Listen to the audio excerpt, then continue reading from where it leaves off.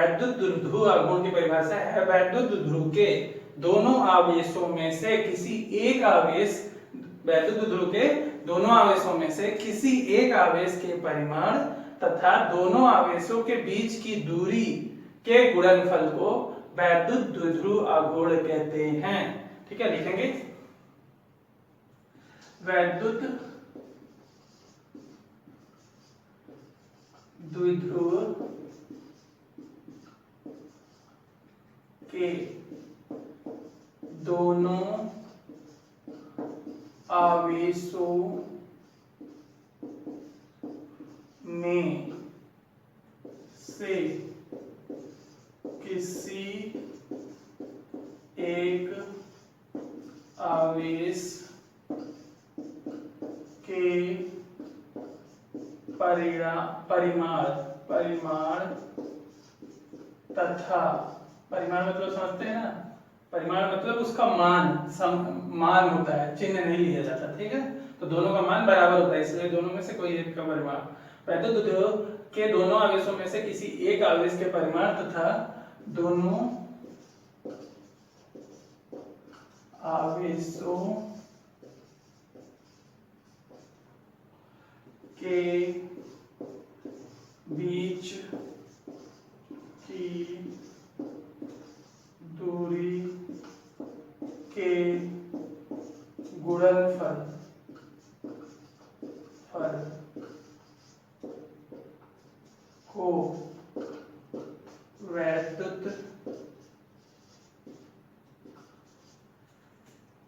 द्विध्रुव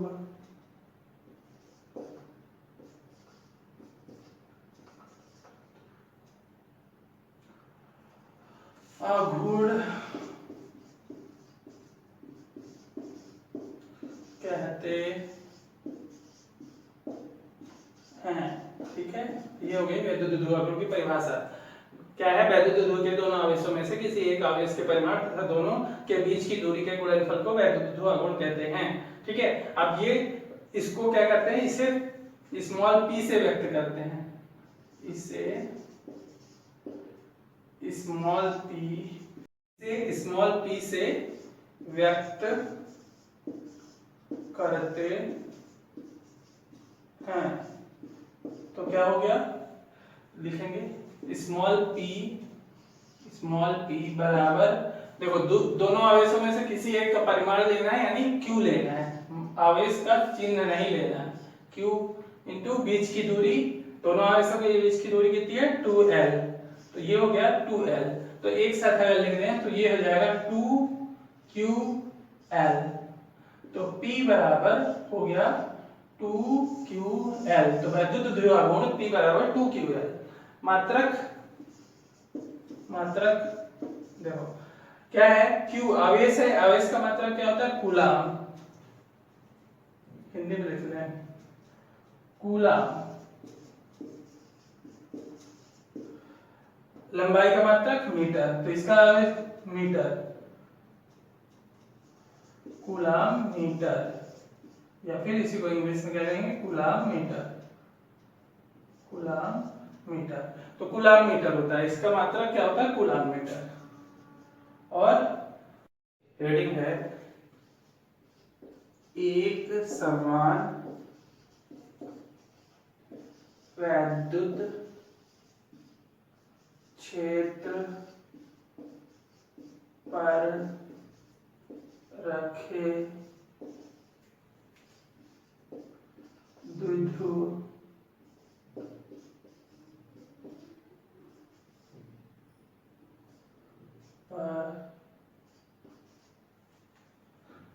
पर लगने वाले बल युग्म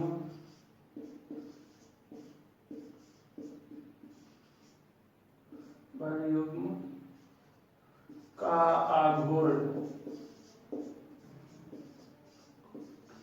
बहुत लंबी हेडिंग है, अच्छा देख लेंगे। एक समान वैद्युत क्षेत्र होगा, उस क्षेत्र में कहीं पे द्विध्रुव रखेंगे, तो उस द्विध्रुव में जो बल युग्म कार्य करेगा उसका आघूर्ण का फॉर्मूला डिराइव करने वाले हैं। तो हमें पता है कि जब कोई भी जब कोई भी वैद्युत आवेश को वैद्युत द्विध्रुव को किसी वैद्युत क्षेत्र में, एक समान वैद्युत क्षेत्र में रखा जाता है तो दोनों आवेशों की वजह से एक बल युग्म कार्य करता है जिसे हम प्रत्यानयन बल युग्म कहते हैं, और यह द्विध्रुव को घुमाने का प्रयास करता है। ठीक है, तो यही अभी पहले लिख लेंगे, फिर चित्र बना देंगे। पहले लिखेंगे जब किसी वैद्युत ध्रुव एक समान वैद्युत क्षेत्र में रखा जाता है, ये हेडिंग है ऊपर जो लिखी, जब किसी वैद्युत द्विध्रुव को एक समान वैद्युत क्षेत्र में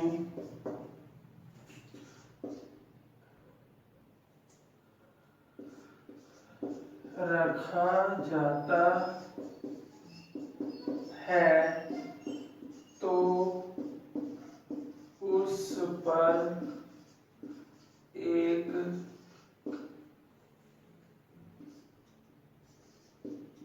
बल युग्म कार्य करता है जिसे प्रत्यानयन, ठीक है, प्रत्यानयन बल युग्म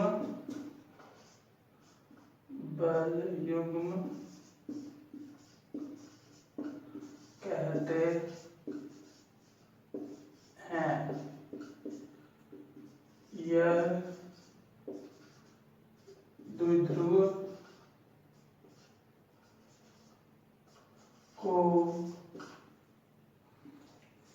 वैद्युत क्षेत्र के अनुदिश घुमाने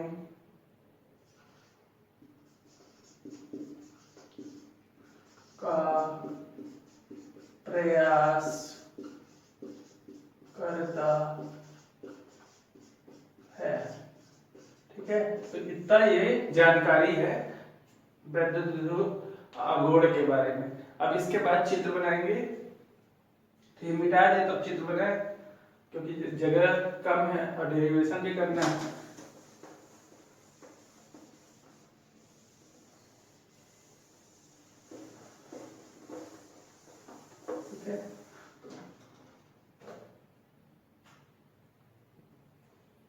तो होता क्या है कि मान लेते हैं कि एक समान वैद्युत क्षेत्र, एक समान वैद्युत क्षेत्र की पहचान क्या है, वैद्युत बल रेखाएं जो होती है वो एक दूसरे से समान दूरी पर और एक दूसरे के समांतर होती है।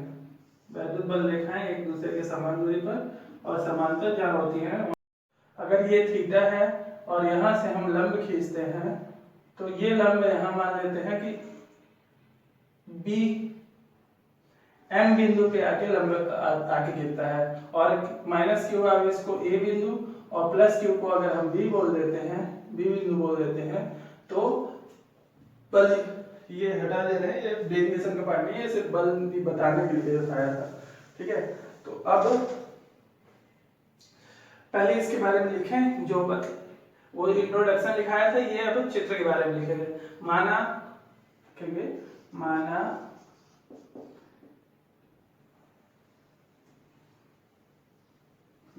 द्विध्रुव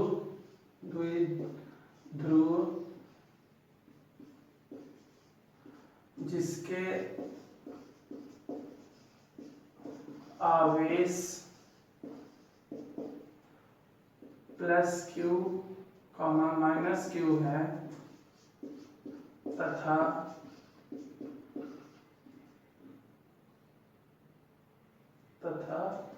लंबाई 2L है, एक समान वैद्युत क्षेत्र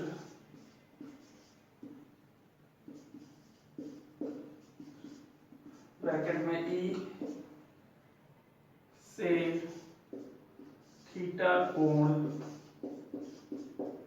पर रखा है। ठीक है, ये हमने माना है। अब हम निकालेंगे इस द्विध्रुव वैद्युत द्विध्रुव पर लगने वाले बल युग्म का गुण। तो बल युग्म का गुण जो होता है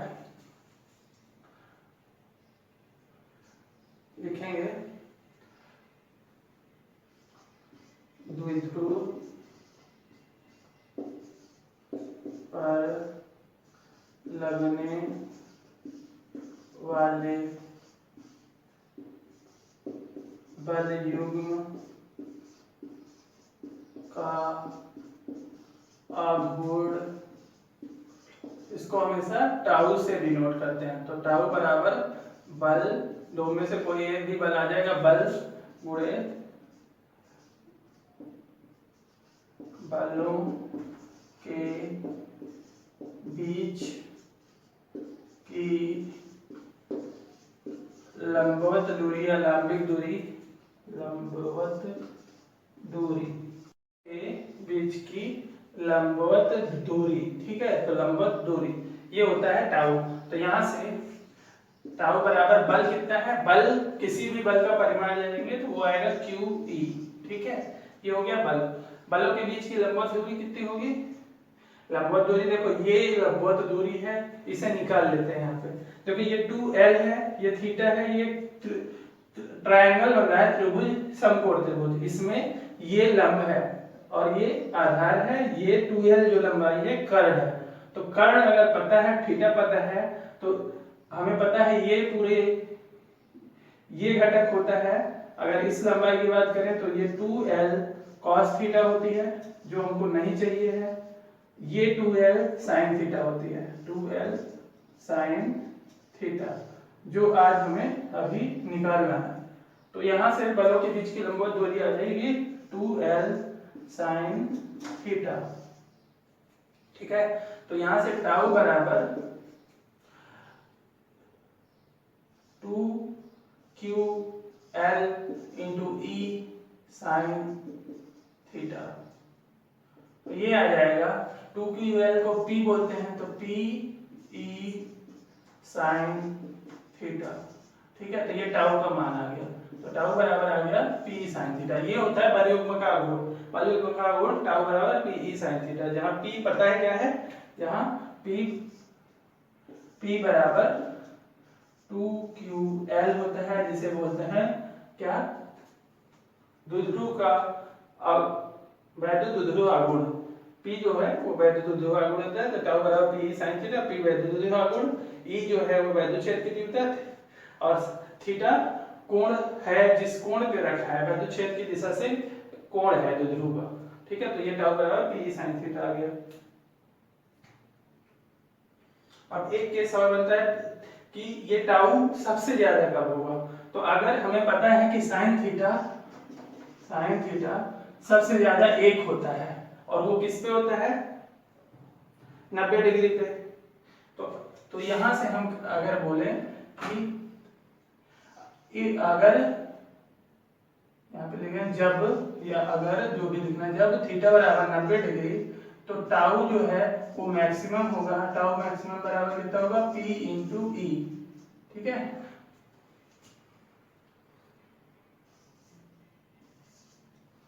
ये लिखना कोई जरूरी नहीं है। केस है जब थीटा 90 डिग्री हो जाएगा तो ये थीटा बराबर 90 डिग्री हो जाएगा, तो टाउ मैक्सिमम बराबर PE हो जाएगा। ठीक है, क्योंकि साइन थीटा का मान 1 होता है, इसलिए लिखे थे यार, मिटा क्यों दिए, क्योंकि क्या हो गया, साइन 90 हो जाएगा थीटा की जगह और जो 90 का मान होता है वो 1 होता है, इसीलिए टाउ बराबर PE हो जाएगा। ठीक है, ये सब आता है तुमको, ये टाउ बराबर PE हो जाएगा, टाउ मैक्सिमम। तो ये फॉर्मूला याद रखना है, टाउ ये, ठीक है, ये क्या है, वैद्युत द्विध्रुव आघूर्ण। वैद्युत द्विध्रुव के कारण वैद्युत क्षेत्र में रखे वैद्युत द्विध्रुव पर लगने वाले बलयुग्म का गुण, ये टाउ बराबर पी साइन थीटा। अब इसे मिटा देते हैं, अगली हेडिंग डालेंगे। एक समान वैद्युत क्षेत्र पर रखे वैद्युत द्विध्रुव पर लगने, नहीं क्या था ये, बलयुग्म का गुण तो हो गया। एक समान वैद्युत क्षेत्र पर लगे रखे वैद्युत द्विध्रुव को रखने में किया गया कार्य। हाँ लिखेंगे, एक समान वैद्युत क्षेत्र में वैद्युत द्विध्रुव को घुमाने में किया गया कार्य। हेडिंग का नाम है एक समान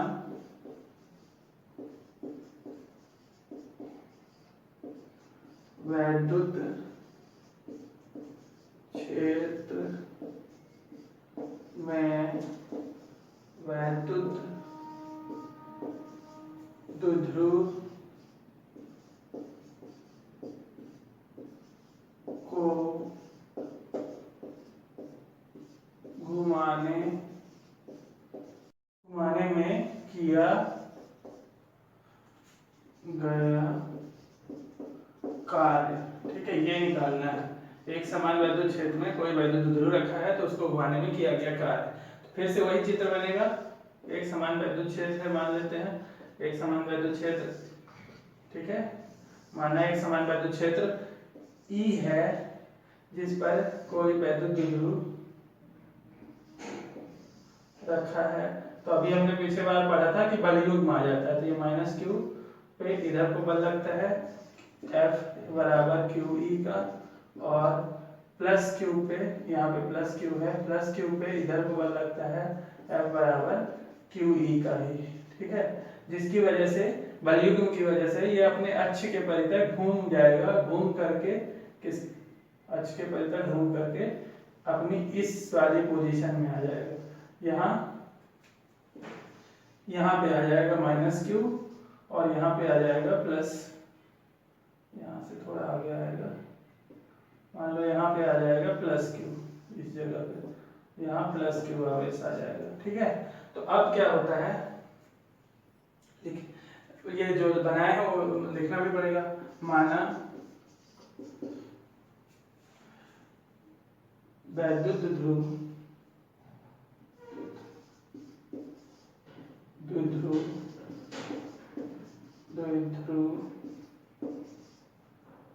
ये ध्रुव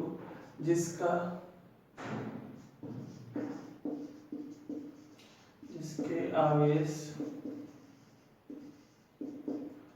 प्लस क्यू व माइनस क्यू है तथा लंबाई 2l है, एक समान वैद्युत क्षेत्र एक समान वैद्युत क्षेत्र E में थीटा के कोण पर रखा है। ठीक है, ये हमने माना है था सब कुछ। ठीक है, अब ये थीटा के कोण पर रखा है तो इस पर लगने वाला नहीं, इसको घुमाने में किया गया कार्य, तो यहाँ पे लिखेंगे वैद्युत द्विध्रुव को क्या है, घुमाने में किया गया कार्य क्या होता है, W। तो W बराबर, अब देखो होगा क्या, एक बार पहले देख लेते हैं, यहाँ कुछ हमने बनाया नहीं है। ये जब भी बल लगाएंगे तो ये अपने मध्य बिंदु के परितः घूमेगा। ठीक है, मध्य बिंदु से, क्योंकि इस पूरी लंबाई 2l होती है तो मध्य बिंदु से इधर की लंबाई क्या होगी l, और इधर की लंबाई l, मध्य बिंदु से ये l हो जाएगा, 2l की जगह l हो गया मध्य बिंदु से दूरी। ठीक है, ये l हो गई। इसी तरह यहाँ भी ये दूरी l होगी पूरी, और इधर भी ये दूरी पूरी l होगी। थोड़ा सा ये मान लेते हैं कि जो जो द्विध्रुव था उसका माइनस क्यू आवेश ए बिंदु पे था, बी और फिर बाद में बी बिंदु पर, और प्लस क्यू आवेश बी बिंदु पर। जब ये थीटा के कोण पर रखा है, जब ये थीटा के कोण के परितः घूम जाता है, घूमेगा, जब ये बल युग्म का आघूर्ण लगेगा तो थीटा के कोण के परितः घूम जाएगा, और जब ये थीटा के कोण के परितः घूम जाता है तो क्या हो जाता है, ये बिंदु ए बी से हट करके सी और डी बिंदु पर पहुंच जाता है। ठीक है, बल युग्म का आघूर्ण इसको घुमाएगा, ये सी और डी पे पहुंच जाएगा, और सी और डी पे जब ये पहुंच जाता है तो अगर हम देखें तो जो ए बिंदु था, ए बिंदु जो बल ए पे लग रहा था वो सी पे अब लग रहा है, यहाँ लग रहा है सी पे।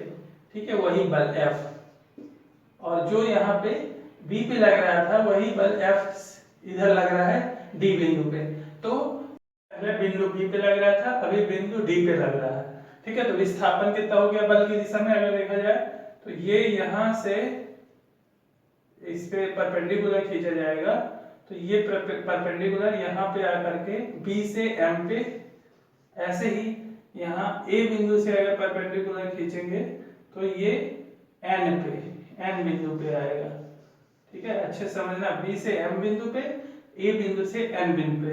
अब ये विस्थापन जो है ये सिर्फ और सिर्फ एम से एफ की दिशा में विस्थापन, बल जो पहले था वो एम बिंदु पे सामने सामने देखें तो एम बिंदु से डी बिंदु तक का विस्थापन है, एम से डी बिंदु तक का विस्थापन। ठीक है, और एम से डी तक का विस्थापन इधर, और इस वाले बल का विस्थापन है ए बिंदु पे था, अभी सी बिंदु पे लग गया तो इधर एन सी बिंदु, एन से सी तक का विस्थापन है। ठीक है, एन सी तक का, और इसमें एम से डी तक का विस्थापन है, एम से डी तक का विस्थापन है।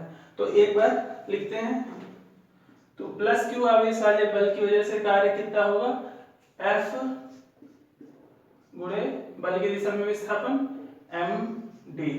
ठीक है, और प्लस माइनस क्यू आवेश की वजह से जो कार्य होगा वो होगा बल उतना ही है, एफ का बल ही है, और बल की दिशा में विस्थापन एन सी। अगर यहां से कॉमन लें तो एफ कॉमन हो जाएगा M D plus N C. अब देखो होता क्या है, क्योंकि ये मध्य बिंदु है, मध्य बिंदु के परितः घूमता है, इसलिए जितना विस्थापन इधर आएगा उतना ही इधर आएगा, तो एम डी बराबर एन सी होगा।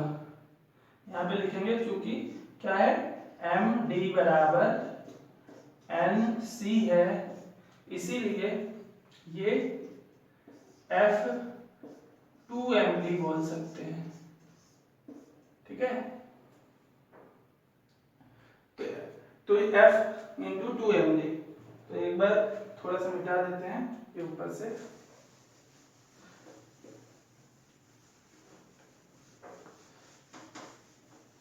नोट कर लेना। तो F इक्वल टू आ गया, वो कार्य W बराबर आ गया 2F इंटू एम डी। ठीक है, अब एम डी का मान कैसे निकालें, देखो यहां से एक बार देखो, ये पूरी कार्य बराबर हो जाएगा, अगर देखा जाए तो कार्य की परिभाषा से कार्य बराबर होता है बल गुणे बल की दिशा में विस्थापन, बल की दिशा में विस्थापन।